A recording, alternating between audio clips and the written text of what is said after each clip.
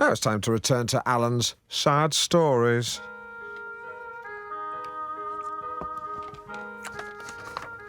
So things were going well between Gareth and I, but that was when our relationship took a twist that neither of us could have predicted. Shit, she writes, because Gareth died. But I married his twin brother, because he had a twin brother who was identical. He had eyes like a cow too. So everything was back to normal again. Until one day I discovered Gareth's brother in a compromising position with a box of Quality Street. He'd eaten 3 or 4 in sudden succession and completely ruined his appetite for the chicken dinner I'd so lovingly prepared. I was totally crushed. It was then I realised that Gareth's brother had a chalk problem. Nothing would get in the way of his addiction.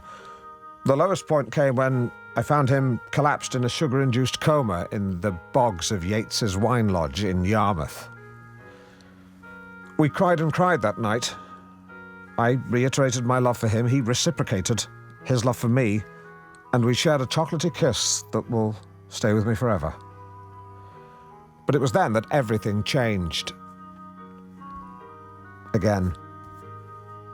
Because his weight had ballooned to 20 stone or thereabouts. When he came towards me to hug me, he fell on me and shattered my spine in 3 places. The police didn't believe him, and he was carted off to prison for GBH, or attempted murder, I forget which. I still visit him once a week in prison, and he tells me, Alan, that he tunes into your show, and it offers him great solace, great comfort. And not that the show is aimed at the criminal fraternity in any way. The cons tend to listen to Orbital Digital, as many of them have learning difficulties. I should add, the reason I was able to visit him was because of a pioneering operation which enabled me to walk again, because they replaced my spine with a new one made of carbon fibre, which is actually the material they use in the engine blocks and chassis for Formula One cars. It's actually lighter than aluminium.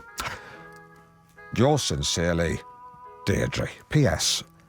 Unfortunately, I can't remember what our favourite song was. What a sad story. OK, now, please do keep your calls, texts and faxes coming in on today's big question, which is, how often should you wash your towels? Ted in Wisbeck has been in touch. I don't use towels. I use a hairdryer set on cool. It takes a bit longer, but it feels lovely. And I finish off with a little talc for my testes and bum. Lovely stuff.